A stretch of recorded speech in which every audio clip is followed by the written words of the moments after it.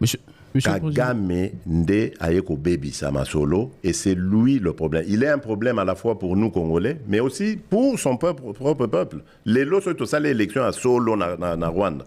A reçoit même pas 1%. Solution zanini potosuki. Alongwa. Solution mais biso potozwa kimia. Oui, Alongwa parce qu'il embête la région. Biso potozwa kimia. C'est un problème pour le Burundi, c'est un problème pour l'Ouganda, il a un problème pour la RDC.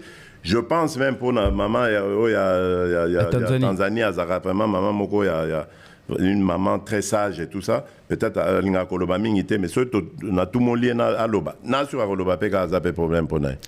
C'est un problème pour la région. Je ne cache pas, je mâche pas mes mots. Pour nous, pour notre paix, qu'est-ce qu'on doit faire? Il faut lui faire la guerre.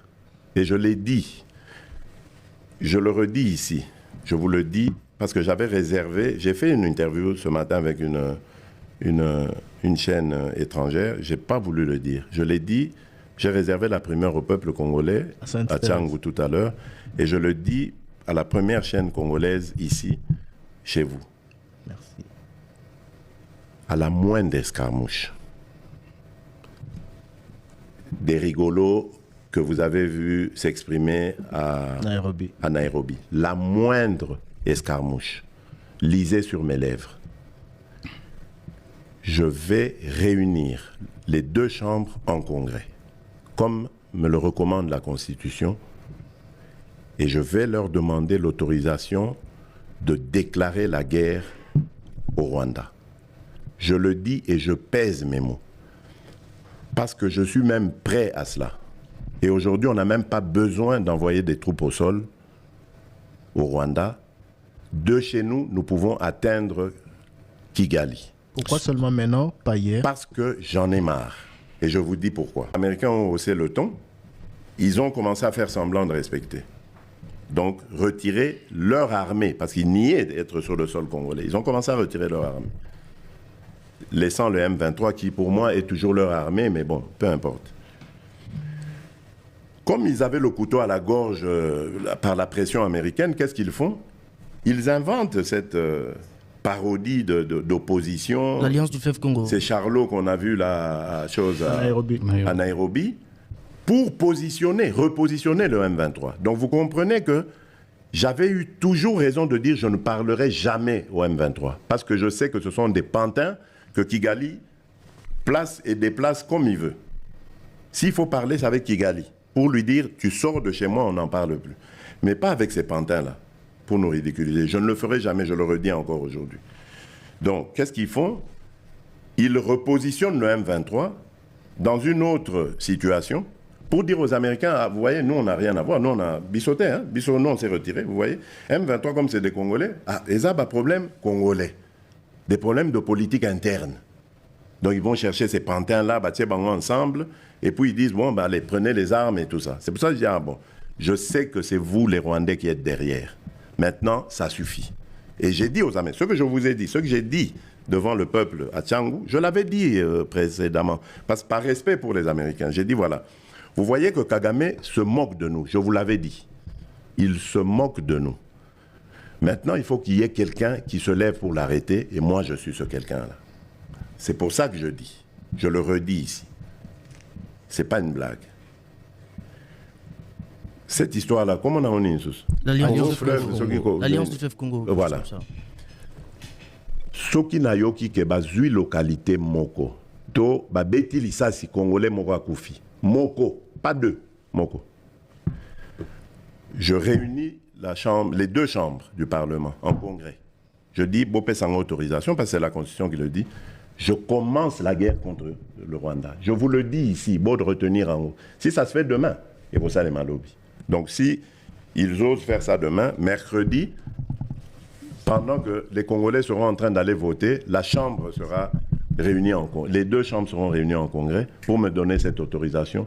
Et jeudi, je fais feu. Monsieur le Président, je suis en train de vous dire que nous avons les capacités aujourd'hui. Bobangate, les Congolais, n'ayez peur de rien. Nous avons aujourd'hui les capacités de mettre cet individu hors d'état. Nzambe asali ke mwana wana ya po misu nini ba ekayo ezaki na misu mabino ekwea mission Félix Azenango ezali misato. Mission na ya liboso ezali ko blanchir occupation. Mission na ya mibale ezali ko endormir le peuple congolais pour que mission ya misato a légaliser l'occupation et la balkanisation du Congo. Bobo Sanate retenu 3 missions wana soki to stopper attenter lobby bokomi rappeler que Honoré Nganda ebisaka kazena 3 missions yango et accomplir yango. Nous devons stopper ce garçon. C'est notre fils, c'est notre frère, nous devons le stopper. Et c'est le kolomoni mwana ya yibi livré andako azo luka kende ko brader yango boko sauter likolo na ebo simbi ebo plaquer au sol. C'est ce que nous devons faire avec Félix. Nous devons le plaquer au sol. Pour que tu retires na maboko bato azo ba yaka ko aider. Maintenant, j'espère que ce langage là va disparaître. Pour bomoni que moto bino zo luka bo aider azena idée ya ko te ba aider ete. Azende na idée a aider ba nguna. Alors la seule solution biso zenango to simbaye to plaquer au sol. Mes chers compatriotes, mbote na bino bisika bozwami na bandako na bino bofanda bolanda Dosta TV oyo ezali chaîne ya ba résistant patriotique pro-Congo. Mes chers compatriotes, l'heure est grave de plus que grave. IDPS, ils sont à la fin. Ces immigrés égyptiens talibans que vous voyez en République démocratique du Congo, vous ne les verrez plus. Leur sort va changer dans quelques jours. Mes chers compatriotes, l'heure a sonné. L'heure de la vérité a sonné. Les partis politiques IDPS, Union pour la démocratie, pour le progrès social, ils sont à la fin. Ces immigrés égyptiens, les talibans, les Fanakwit, que vous voyez en République démocratique du Congo, vous ne les verrez plus. Leur sort va changer dans quelques jours. Peuple congolais, dites Amen. Dites encore Amen. Mes chers compatriotes, IDPS, ils sont à la fin. Ces immigrés égyptiens, les talibans, que vous voyez en République démocratique du Congo, vous ne les verrez plus. Leur sort va changer dans quelques jours. Peuple congolais, dites Amen. Mes chers compatriotes, la République démocratique du Congo, les agresseurs terroristes du M23, EAC, Rwanda, Ouganda, les troupes rwandaises prennent l'aéroport Kavumu de Bukavu dans les provinces du sud du Kivu. Mes chers compatriotes,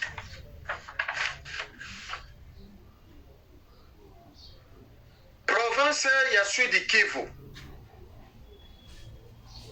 nasila koloba na bino polele ete premier agresseur historique ya République démocratique du Congo, oyo pays agresseur na kombo ya Kalondi Paul Kagame, oyo azwa FDLR milisi na ye atia bango na province ya sud Kivu. IDPS na Tshilombo Zoba batia Kitembe sous prétexte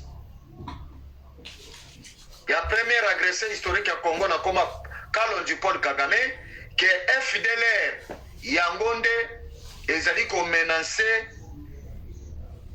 intégrité territoriale ya Rwanda.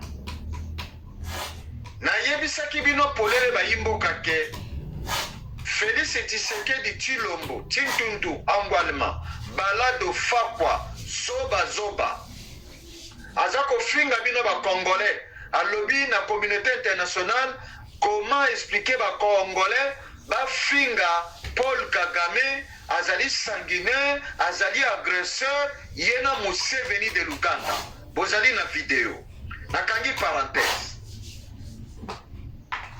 Paul Kagame azui ba milice na ye ya FDLR oya bango ba Tutsi na ba Nilotique ba tia bango na province ya Sud Kivu ça fait 30 ans ba yaki na politique ya terreur ya kokata mitu ya kopasola kotumba bandako ya ba autochtone congolais bandako na bango moto kobenga na bango basala génocide na province ya Sud Kivu basali effacement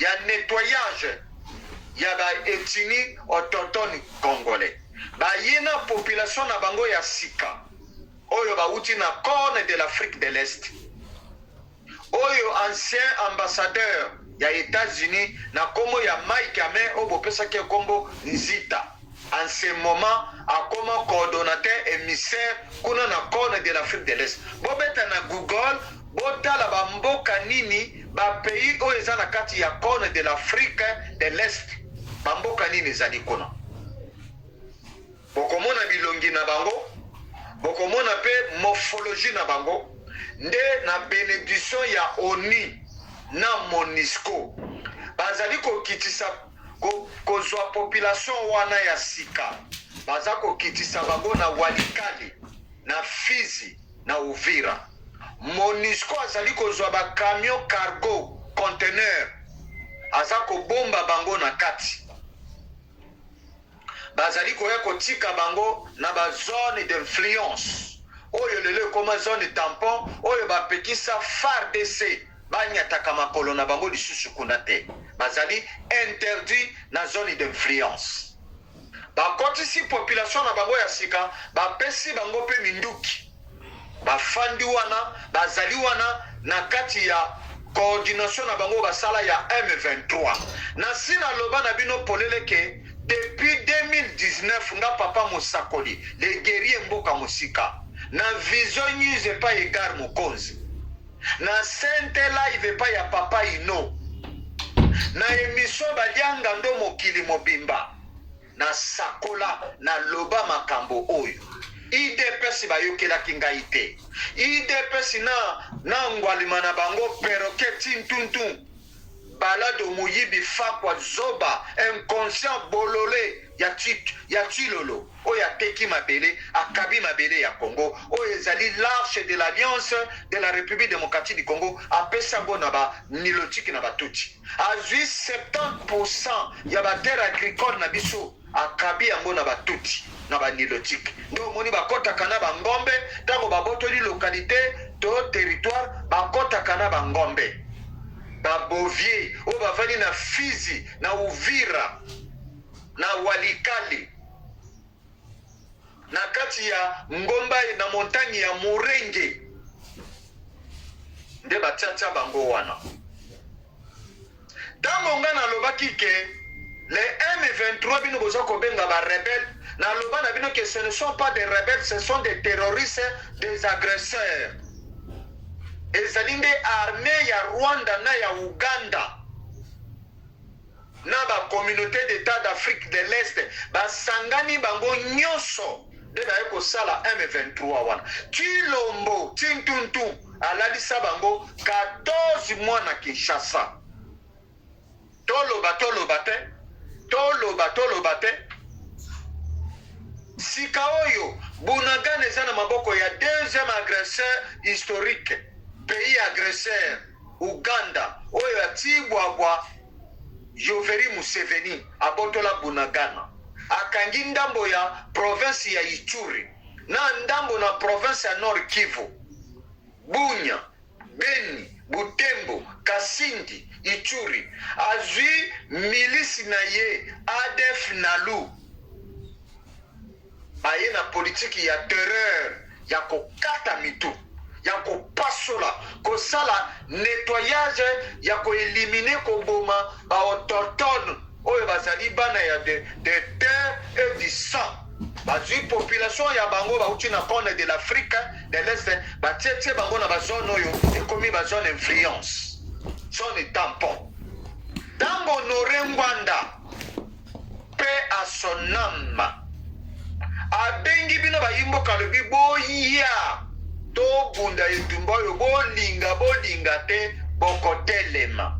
Aye koyebisa bino ke ngonga yango oyo botelema to kanga mwana oyo ya Etienne Tshisekedi, Félix Tshisekedi Tshilombo to plaqué yo au sol to botola oyo ezali livré par salaire buku ya lopango oyo ezali mabele ba territoire ba localité ya Congo.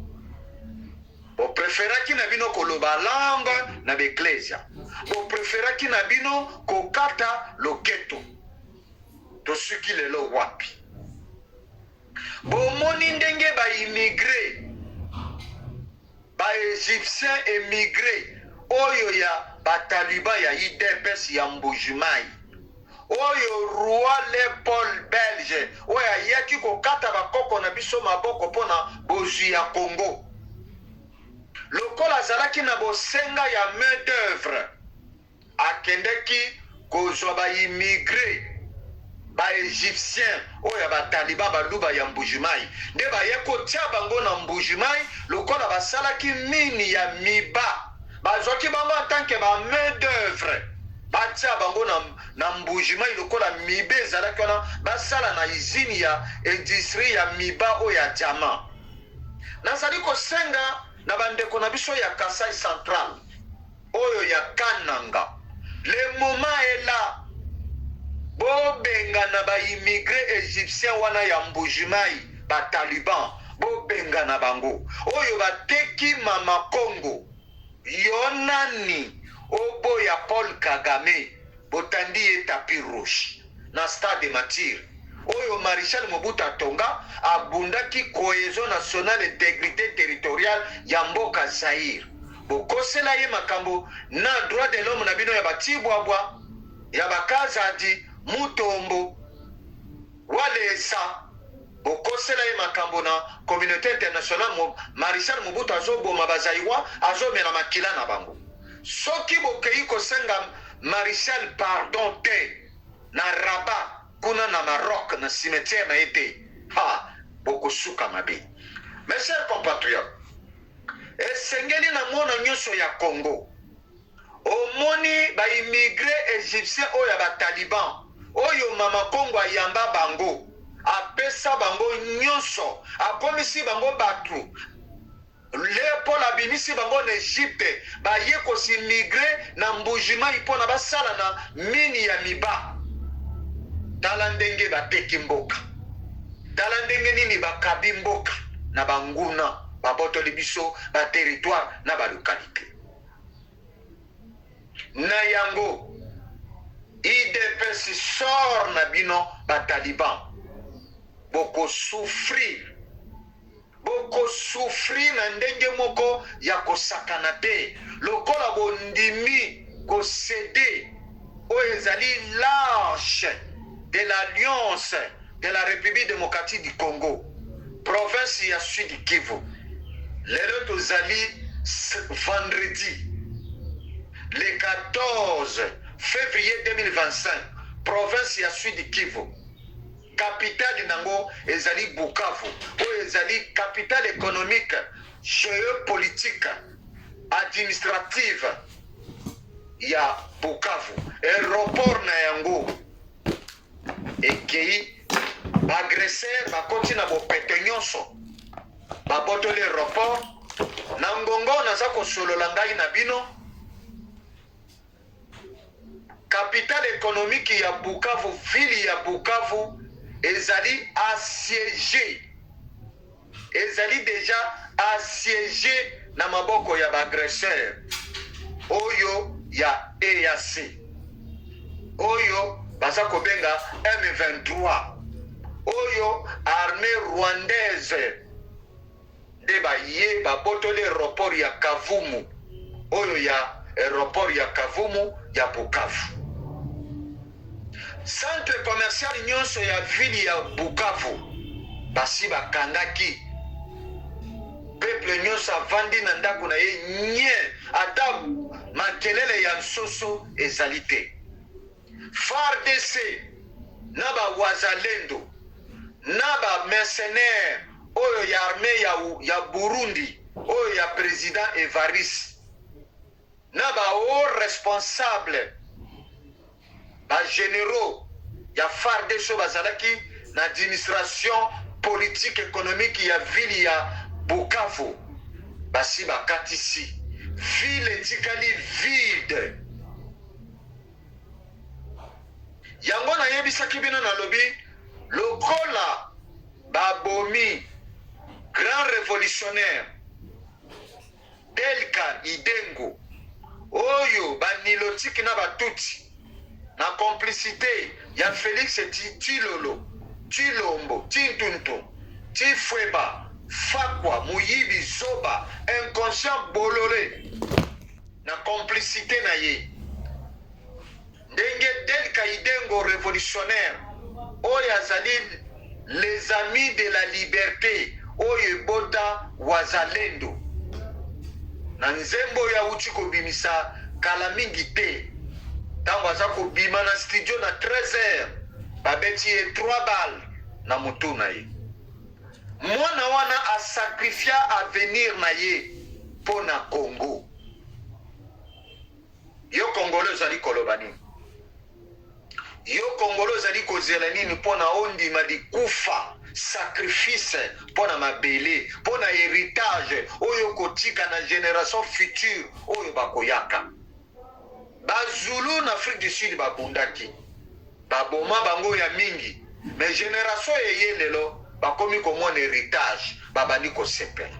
Bongo yo Congolais ozali kotala Congo na musika olingi kopesa yango maboko te tango babengaki bino boya tobunda etumba oyo ya résistance patriotique pro Congo ya papa Mosakoli le guerrier mboka musika nalobaki na bino bo se détacher na ba parti politique na ba association na kati na l'église bo bima pona kobele na kati na inconscience bateli biso bakangi biso na kati na église bapekisi mutu kosambela nzambe te.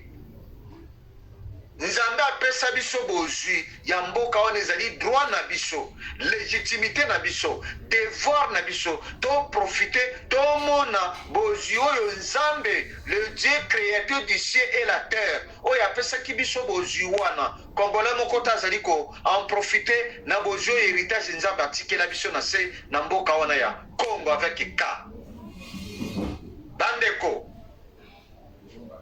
aéroport ya Kavumu ya Bukavu dans les provinces du sud du Kivu. Masisi ezali na Nord Kivu na province ya Nord Kivu. Prise ya Masisi prise le 4 janvier 2025 na Nord Kivu. Sake ezalaki occupé le 23 et le 24 janvier 2025. Aéroport international na ville ya Goma le 27 et le 30 janvier 2025. Minova prise occupée et pas ya ba terroriste le 21 janvier 2025. Nyabibwe prise le 5 février 2025. Kalei le 12 février 2025. Kavumu, aéroport ya Kavumu na ville ya Bukavu. Aéroport ya Kavumu na Bukavu. Le 14 février 2025, jour ya Saint-Valentin. Oyo traître de la nation Chilombo. Azui rwandophone na ye, banyarwandaise na ye, ya Nyakero Mkana Louise Denise. Bazui avion, bakei kuna na Allemagne de l'Afrique. Kuna na Allemagne, bakei ko fêter Saint-Valentin.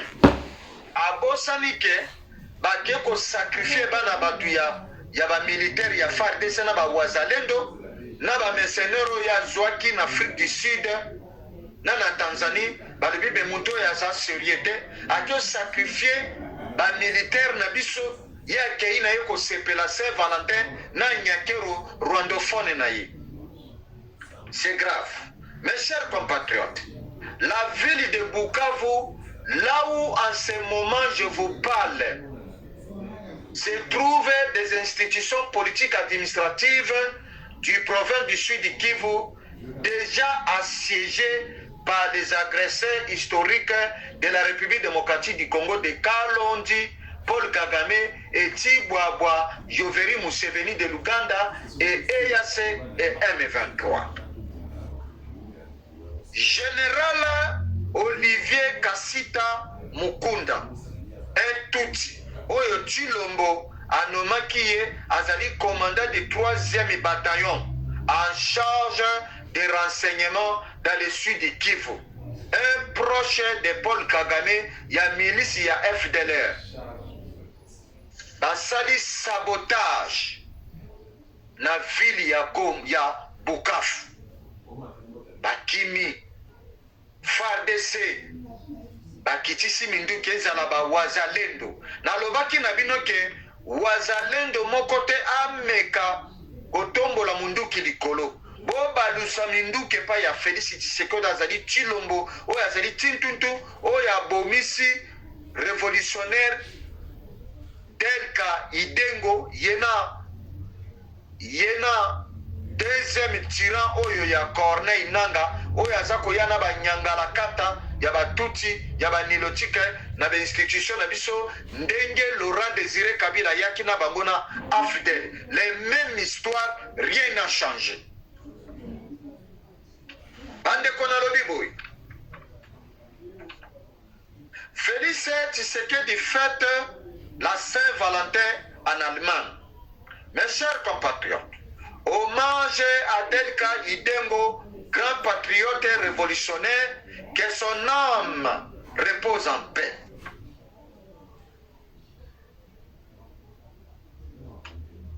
Nayango, M23, bakotaki na ville na aéroport ya Kavumu, ya Bukavu. La ville de Bukavu est déjà assiégée par les agresseurs du M23. Armée burundaise, oyezali allié ya Kinshasa, FARDC et Wazalendo, ba abandonné ville, aéroport de Kavumu, Nangonga Oyo, M23 en direction de l'Équateur et Kisangani, leur point final, capitale ya Kinshasa. Voilà mes chers compatriotes, oyo nakokaki kolobela bino na mokolo ya lelo, mboka ekei. Province ya Nord Kivu, banyangala kata oyo ya batuti na banilotike, bayoke imposer terreur na ville ya Goma, na province ya Nord Kivu, Congolais moko ta fungola munoko na yo meki, babeti yo to. Province ya Sud Kivu yango lelo ezwami na maboko ya bagresseur oyo babotoli biso mabele na bénédiction ya Chilombo Zoba oyo na ba combattant ya IDPS.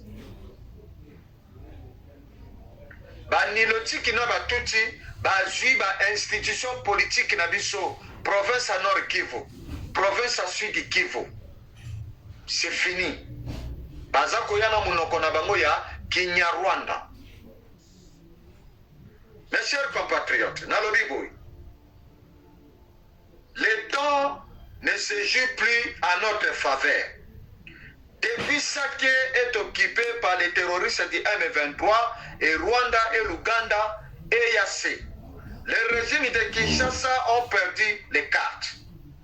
À son retour, le tyran Fakwangwa Lima Perroquet, Tintuntu Kasongo Chilombo Zoba 0% devra présenter sa démission devant le Congrès.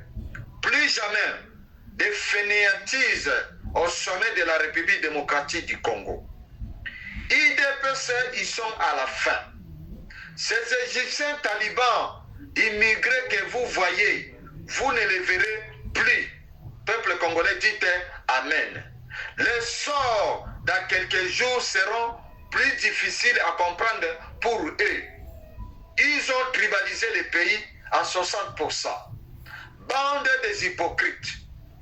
Bande des hypocrites, des menteurs et des menteurs, des ingrats. Joseph Kabila atali na Congo mobimba aye koluka IDPS parti politique oyo ye amoni ezali sérieux de IDPS aye kopesa bango biso pouvoir.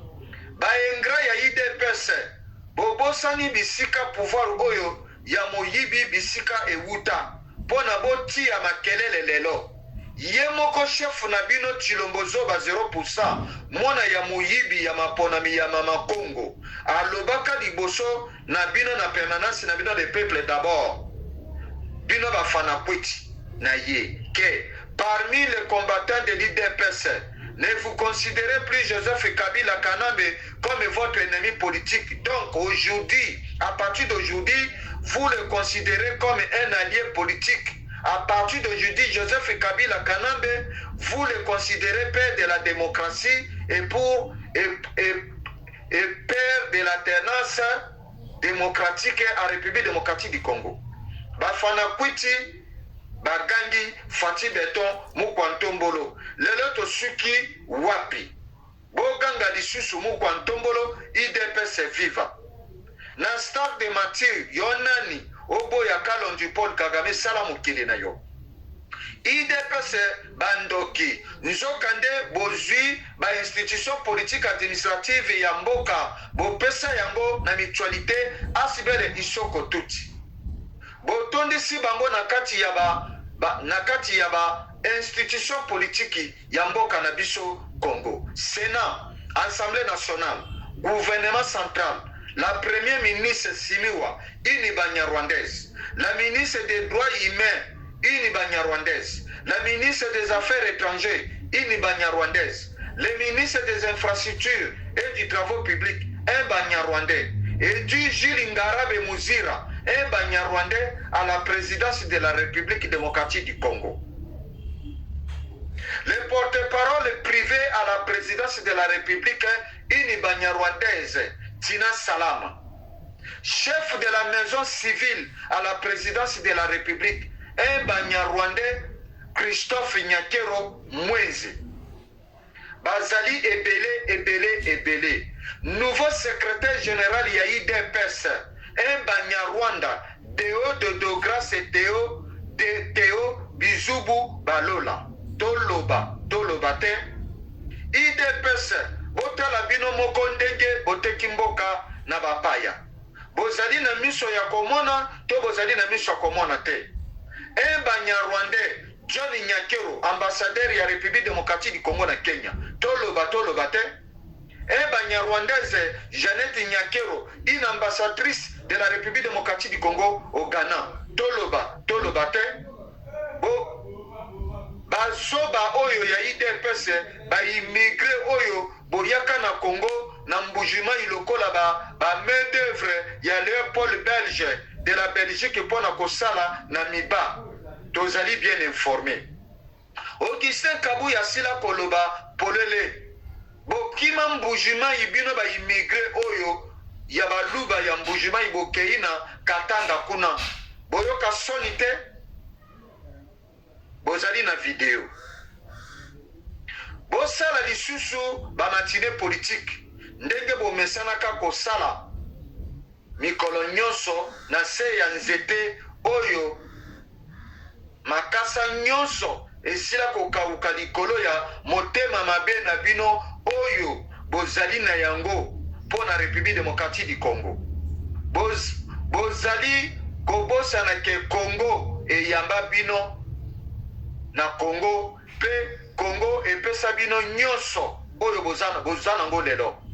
Tala lelo oyo ndenge boteki mama Congo epai ya banyangala kata oyo ya batuti oyo diti banyamulenge oyo Chilombozo balobaki botika batuti congolais bazali banyamulenge bazali ba congolais na Londres aye le 22 février 2024 alobi ete botika batuti congolais babunda po na drapeau ya Congo bazali ba congolais toloba te botala traîtrisme ya bataliban oyo bakangaka moko ntombolo bino na Congo tala lelo oyo ndenge boteki mama Congo epai ya Banyarwanda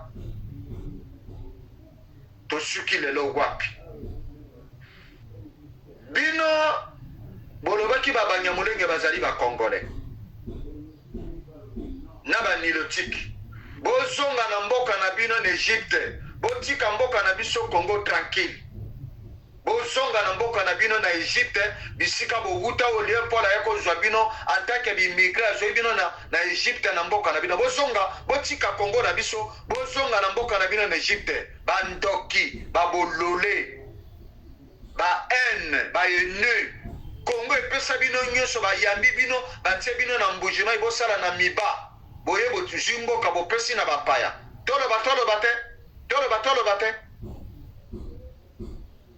ndenge bomesanaka kosala mikolo nyonso na se ya nzete oyo bamakasa nyonso esila kokauka likolo ya motema mabe na bino oyo bozali na yango mpo na République démocratique du Congo bozali kobosana ke Congo eyamba bino na Congo pe Congo epesa bino nyonso tala lelo oyo ndenge boteki mama Congo epai ya banyangalakata oyo ya batuti oyo Félix alobaki ke botika Banyamulenge bazali ba congolais na banilotique bino bataliban baimmigré égyptien oboyaki na miba na mbujimai bozonga na mboka na bino na Egypte botika mboka na biso Congo tranquille bandeko ya Kananga bobengana bango bobengana babilulu oyo ya bataliban ya mbujimai oyo bayaki lokola baimmigré oyo bazali ba égyptien batika mboka na biso Congo bazonga na Egypte na mboka na bango babilulu bozonga na mboka na bino na Egypte botika Congo na biso tranquille botika mama Congo tranquille botika Congo na biso oyo ezali mama Congo mwana nyonso ya Congo telema esengeli na biso tozongisa mboka na biso na kombo na yango ya un état indépendant du Congo un état indépendant du Congo na yango drapeau national na biso ezali na couleur ya bleu na étoile moko drapeau ya état indépendant du Congo avec K à la fin ezali na couleur ya bleu na étoile moko drapeau oyo tozali na yango ezali nde drapeau ya occupation pe ya colonisation ezali drapeau ya malheur oyo baya nango na kombo ya République démocratique du Congo il faut kolongola kombo wana ya République démocratique du Congo ezali kombo ya malheur ezali kombo oyo ya colonisation ya occupation oyo baye konyokola biso na néocolonialisme na népotisme esengeli na biso tozonga na drapeau oyo ya Conférence de Berlin, il y a 1804, 1805, 1885, 1909. Tozongela Combo Nabiso, il y a République Nabiso, État indépendant du Congo. Et ezali na drapeau nango ezali na couleur ya bleu na étoile moko.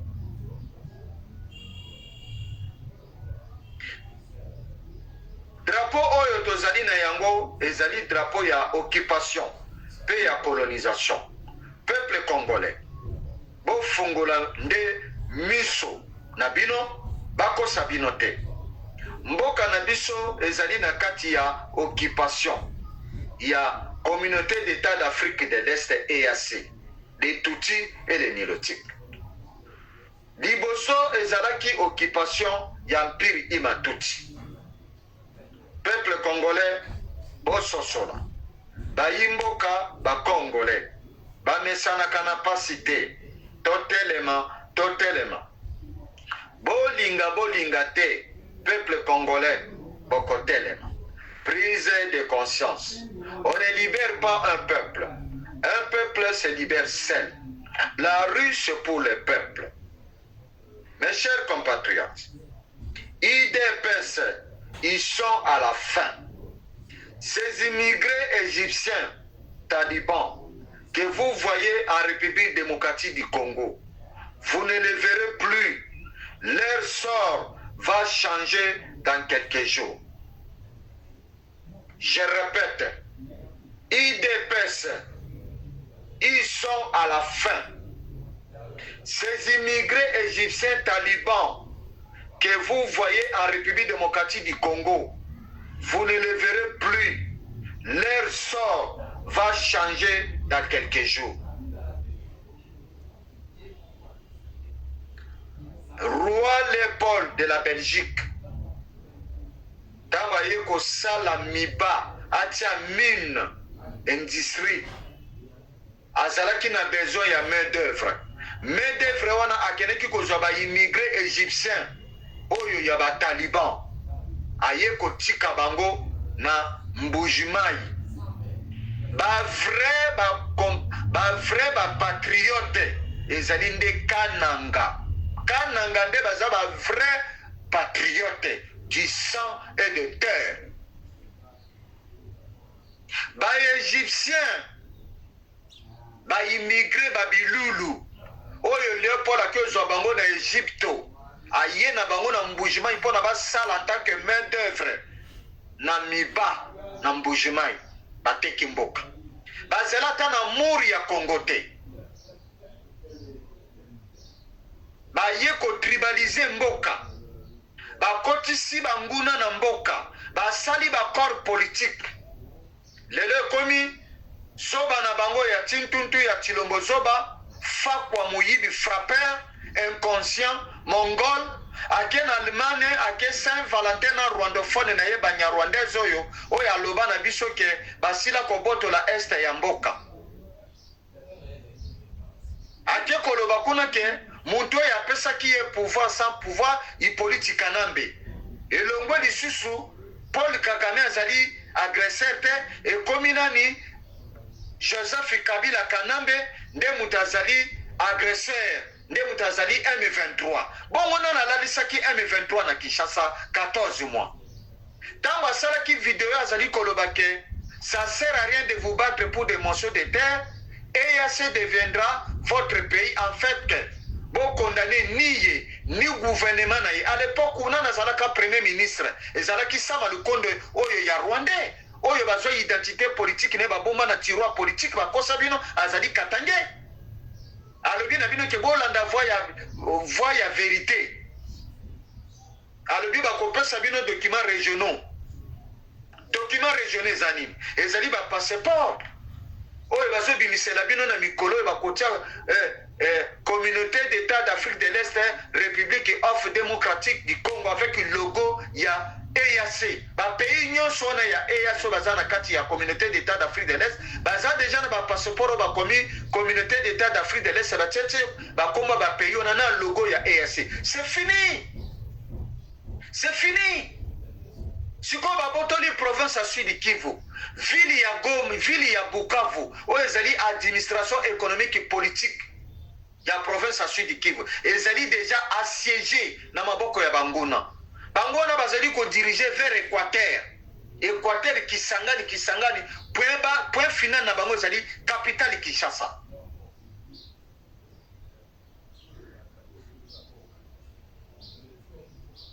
Ezali mawa mingi, ezali pasi mingi, yango na yeko ye bisabino ke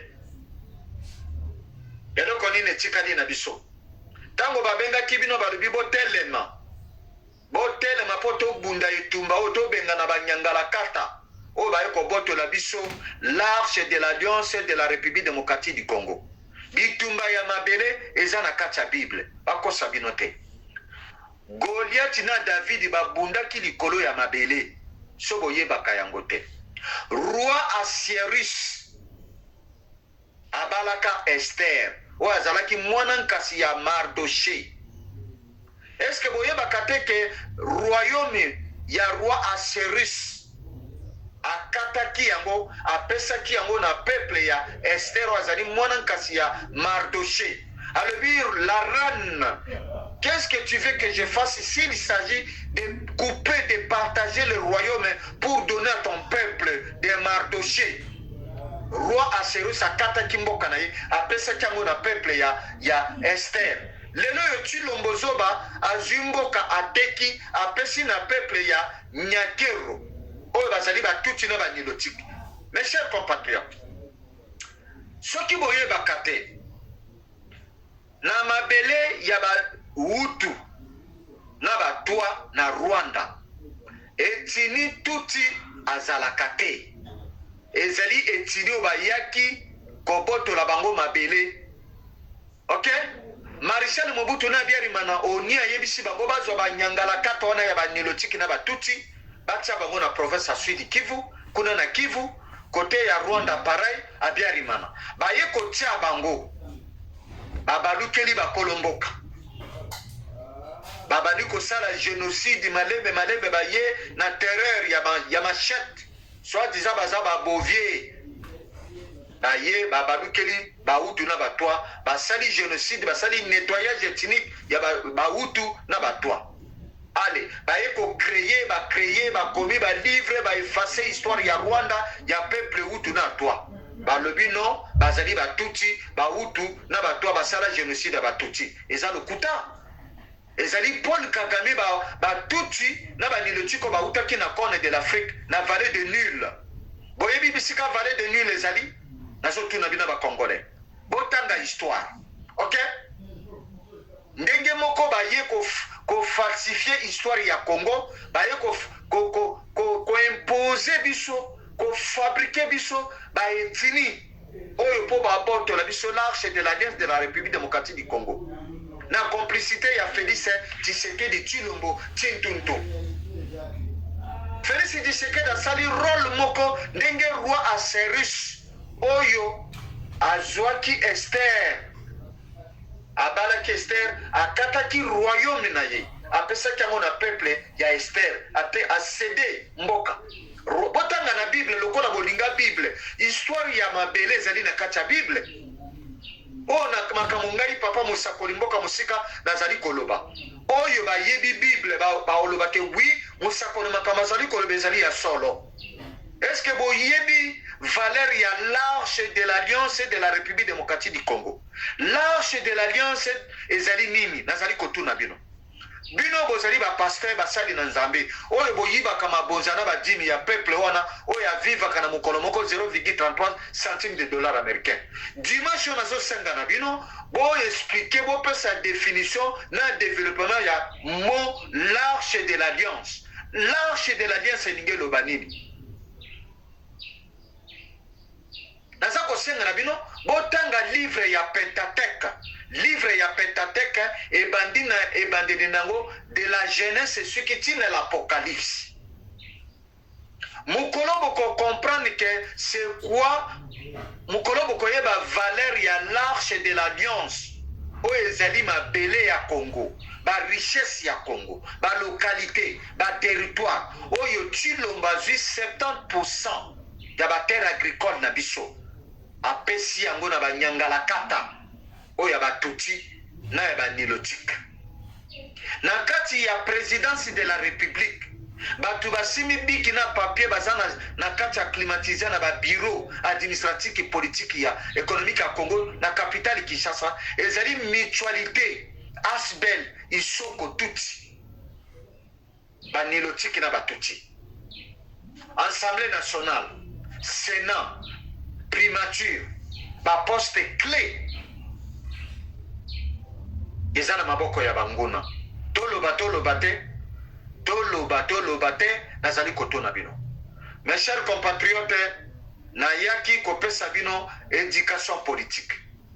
province ya Nord Kivu eza na maboko ya batuti babali ko imposer Kinyarwanda eloba makuna na Goma na province ya Sud ya Nord Kivu na province ya Nord Kivu banyangala kato ya batuti oyo babotolaki Goma babali ko imposer na population baloba Kinyarwanda bazali ko botola bandako ya bayimboka na bamituka na bango baza ko benga na bango na bandako bazali ko baye na politiki ya terreur ya kokata na mbedi baza ko boma ba compatriotes congolais balingi baloba tali ka ba Congo te sika au Sud Kivu province ya Sud Kivu bokamwa yango te province ya Sud Kivu na sina loba na bino ke Paul Kagame asataki milice na ye ya FDLR et sali nettoyage ethnique pendant 30 ans au ya bototon congolais boka monte sur bomoni province à Sud Kivu quoi Bukavu ezali capitale économique administrative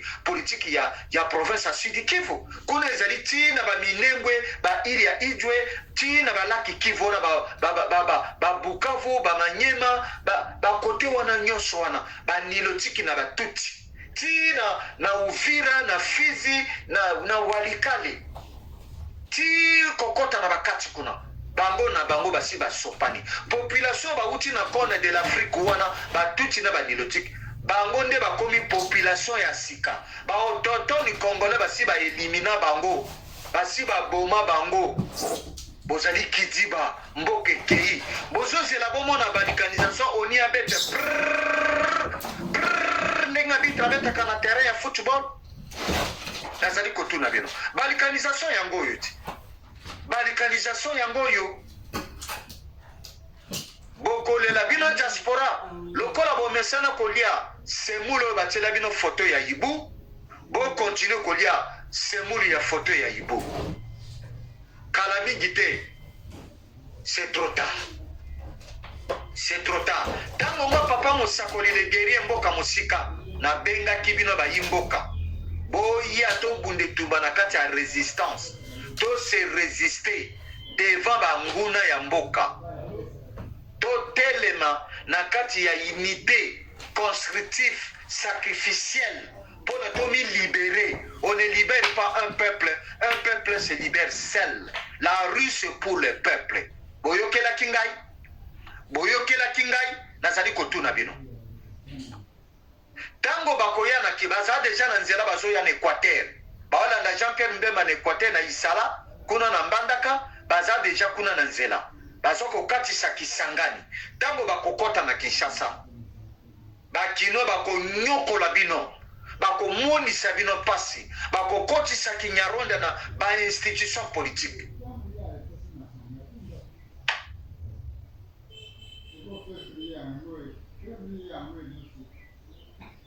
Triste réalité. À qui la faute? À qui la faute? À qui la faute? IDPS. Bomoni ki fanatisme na bino. Bomoni ndenge to komi na situation géographique politique. Oye komi lelo na mboka. Bolekisi 7 ans na bino na koganga moko antombolo. Kosala ba matinée politique na sanzete na le peuple d'abord na 10e mairie o ba nzete nyose kauki o ba mbebu na bino komi lokola masoko ya dendon to suki lelo wapi dozali kosenga na bino bokanga ba valise na bino boza boyaki na Congo en tant que ba immigré égyptien bokanga ba valise bozonga na mboka na bino na Egypto bobima na mboka na biso botika mama Congo tranquille. Topesi bino merci na trahison na bino. Topesi bino merci ndenge boteki mboka. Bokabi mboka na bapaya. Dikambote ezali mokili. Mabeka kande mama Kongo ayambaki bino en tant que immigré. Na bénédiction ya Léopold, roi de Belge. Azwaki bino lokola ba main d'œuvre. Aye na bino na mbujima ina miba pona bosala en tant que ba main d'œuvre. Bobalukeli biso. Bozumboka na biso bokabi yango na banguna. Pona ba nyoko la biso mais bobosani ke Congo epesi bino nyonso komisi bino batu nde bokomi lelo topesi bino merci mais sort na bino bokomona pasi na mboka wana bokomona pasi na mboka wana bokozala ba wumbu na mboka wana oke le koluka ndako pa muto futela oza muluba bakoyamba yo te. oke nena mona na classe aza komo muluba bakokotisa ye na kelasi te pamba te bozali ba traître bozali mitema mabe bayambi bino na Congo epesi bino nyonso bino ba immigré oyo ba taliban oyo boutaki na Egypte ba égyptien oyo ba taliban ba immigré ba bilulu boteki mboka na biso likambo te botandi Paul Kagame tapi na stade de Martyrs yonani oboya Paul Kagame tango tozakoye bizabine que Félix azali complice. C'est lui le problème, c'est lui le malheur du peuple congolais. Azimbo kateki kifu, azi 70% ba terre agricole, apesa mona babanyaronda na batuchi. Botia kitembe. Boyoka na munoko ya Marshal Mobutu alobake babanyamulenge bazali ba congolais, boyoka mona munoko ya Marshal Mobutu.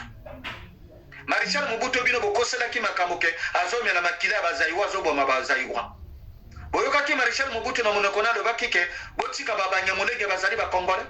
Nazo tuna bino ba immigré ba égyptien ou ya ba taliban. Boyoka ki na munoko ya Marshal Mobutu alobaki ke botika ba tuti congolais ba bunda ba kufa pona drapeau azai. Nazo tuna bino ba immigré ou ya ba égyptien ba taliban. Oyo bosali botikala na etumbu na nzambe génération na bino bozali maudit na lobi yango e na koloba yango lisusu bozali maudit ti na 30e génération bino ba immigré ba taliban oya ba luba ya mbujimayo o boyaki na Congo lokola ba immigré ba égyptien Léopold azui bino na Égypte ameni bino na mbujimai pona bosala na miba topesi bino merci na trahison na bino merci ezalaki ngai wa bino papa mosakoli de guerrier molobeli ya mboka merci nasuki wana napesi bino merci